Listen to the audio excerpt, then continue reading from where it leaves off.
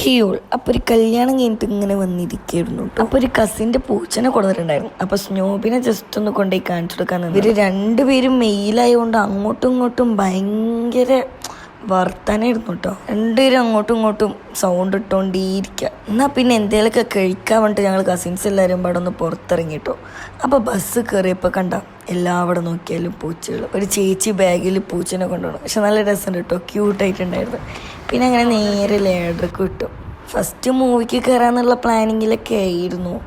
But 4:15 മൂവിയൊന്നും രസമുണ്ടായിരുന്നില്ല. ഏതോ ഒരു ഹാത്താനോ ഉദായേ സാത്താനോ അങ്ങനെ ഏതോ ഒരു മൂവിയായിരുന്നു.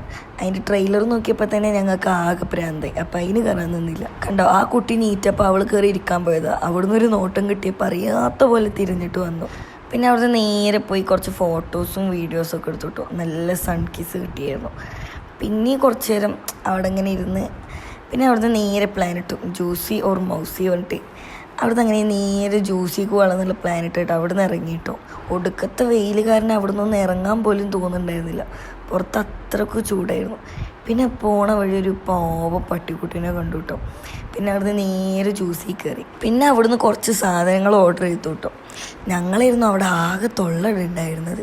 വേറെ ആരും, എല്ലാവരും സൈലൻ്റായി ഇരിക്കുക. ഞങ്ങളിങ്ങോട്ട് വന്നതോടെ അവിടെ മൊത്തം ബഹളായി.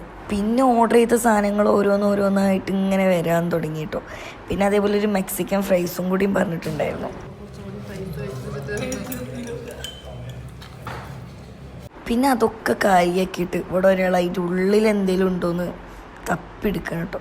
ചെറുത് പോലും ബാക്കി വെക്കില്ല എന്നുള്ള രീതിക്ക് മൊത്തം തപ്പിയെടുത്തിട്ടാണ് ഈ തരുന്നത്. പിന്നെ അവിടുന്ന് എങ്ങടേലും പോകാമെന്നുള്ള പ്ലാനായിട്ടോ. പിന്നെ അവിടുന്ന് അടുത്ത് എങ്ങനെ പോയാലും മൈനൊരു പലയാണ്.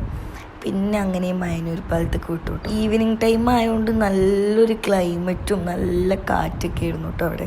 പിന്നെ അവിടുന്ന് കുറേ നേരം കുറച്ച് വീഡിയോസും ഫോട്ടോസൊക്കെ എടുത്ത് പാലത്തിൻ്റെ മേലെ കുറേ നേരം അങ്ങോട്ടും ഇങ്ങോട്ടും നോക്കി കുറേ നിന്ന്. പിന്നെ ഒരു 6 മണി 6:30 ആയപ്പോൾ ഞങ്ങൾ നടക്കാൻ തുടങ്ങി കേട്ടോ പാലത്തിൻ്റെ അറ്റത്തേക്ക്.